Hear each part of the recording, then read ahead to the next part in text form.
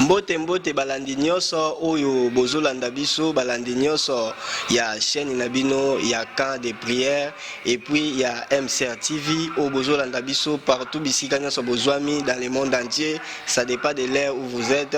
Vraiment la tombeli bino bolamu mokolo malamu pona bino. Nzambe apambola bino. Tozawana nabino elongo na émission na biso oyo tozolanda nabino chaque jour mikolo na mikolo na tango nyonso pona kosunga ko interpeller bato yo baza désespéré toye wana poto pesa bino lisusu encore espoir parce que kati na Yesu makambo nyonso eza normal. Tozana thème moko toli to partager ngana yo elongo thème ngo ezali avoir la foi. Bien aimé, vous savez na vie à lelo soki ozangi kondima eza pasi. Moi la nzambe o abengami un vrai chrétien, il faut avoir la foi.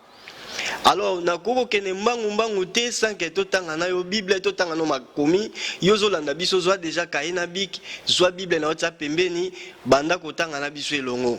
Toza na livre ya Marc chapitre 5 le verset 25 à 29 to sauter 34 tina 33 plutôt tina 34. Et puis ozo komape Matthieu chapitre 9 verset 1er tina 2 et puis Matthieu 9 wana ozu 27e verset tina 29. Mais to kotanga nyonso te tozana deux versets tokotanga o tokofongolela o etikali yo otanga kuna na ndako. Liboso na nga la Bible na ngai naza na livre ya Marc chapitre 5 et verset 25 kino na 29. Totangi makomi na Nzambe na kombo na Yesu.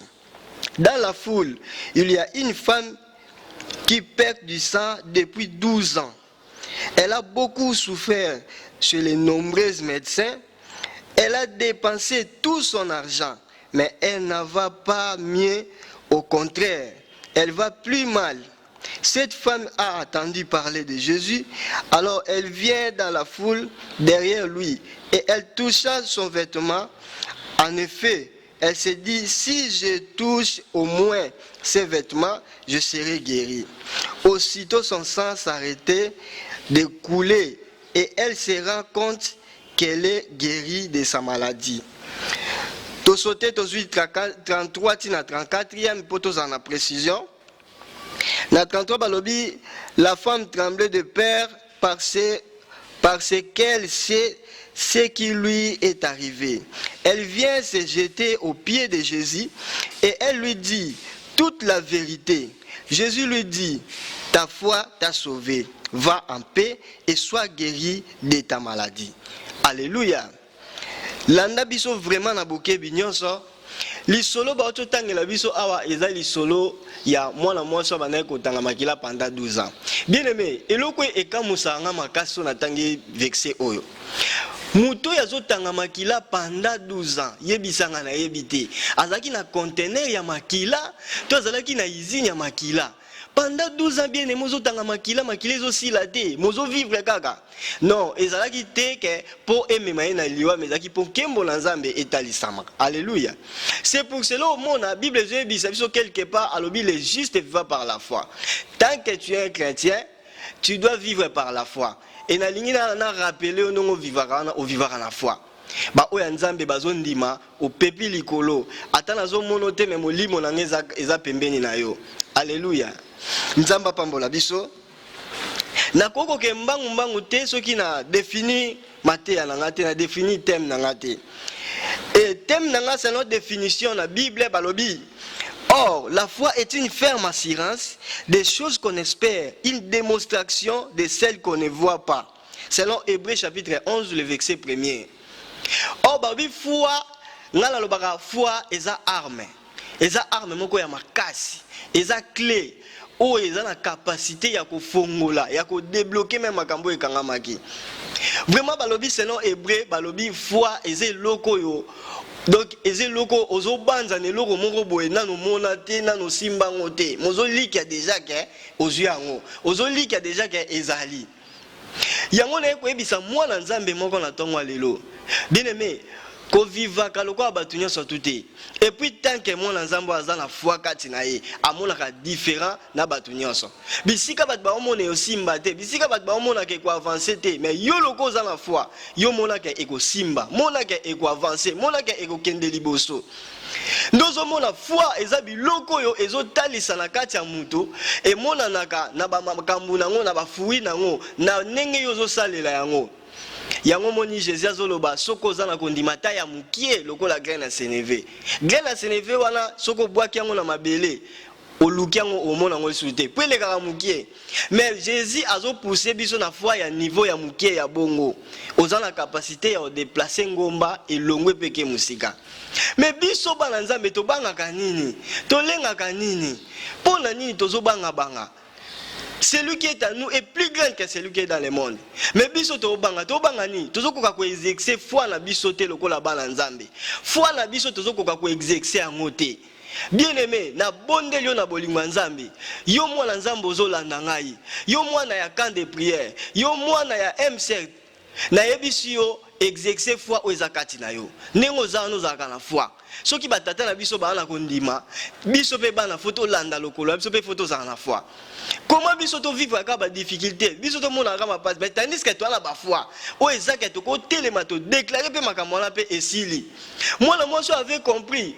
Na problème azalaki nango aluki babia teki a dépenser nyonso azalaki nango. Je crois katika la ne lokote. Pour Bible zo préciser bien. A tekaki nyonso a dépensaki tout. Médecin ninyo ya kendaki te. Tata nanyo songolo ya kendaki te. Na ba o ba tata bazo traiter biso na bokoko. Nanyo ya kendaki te. Est-ce que na tangi komba mutoa? Donc, akendaki partout, atambolaki par-ci par-là pour nous le biko, il y a solution, il y a bon moyen.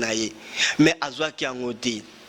Mais il y avait un jour, il a entendu, la fille a entendu parler de Jésus. Quelque part, habité na foi na ngai, so na ke na simbi songe kaka elamba na ye na obiki sama. Et babita na kei asimba ki songe elamba ya Jésus, automatiquement makila na ye katani. Bien aimé. Oyebi kondima eza arme moya makasi. Nazo senga na yo mwana nzambe moko zolanda nga na tongo lelo exercer foi kati na yo. Kondima eza arme ya munene. Kondime ko débloquer makambo même ezaki pasi à cause ya kondima et comme sango facile. Tozo vivre ba difficulté biso moko parce que tozangi boyebi, parce que tozangi ko exercer foi o ezakati na biso. La fille soka comprena ki te azwa conscience te ya okeneko simba zonga lamba Jésus alinga bikate.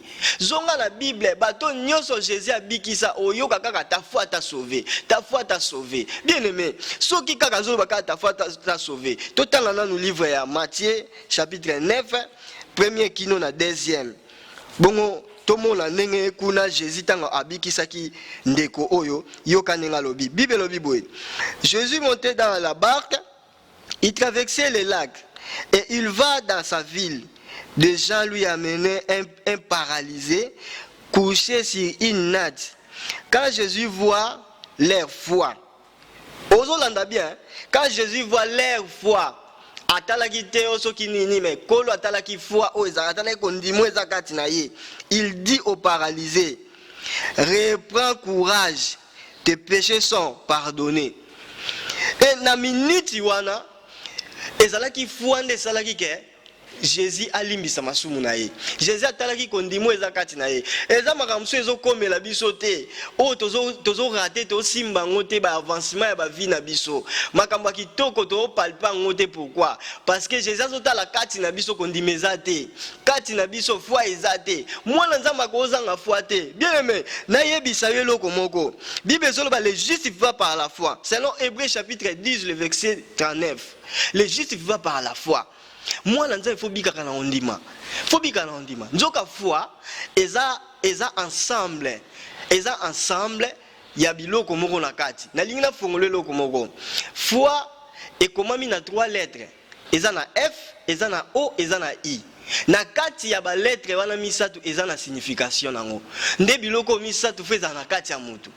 Balobi lettre F eza nini? Lettre F balobi ezali fidélité ou être fidèle.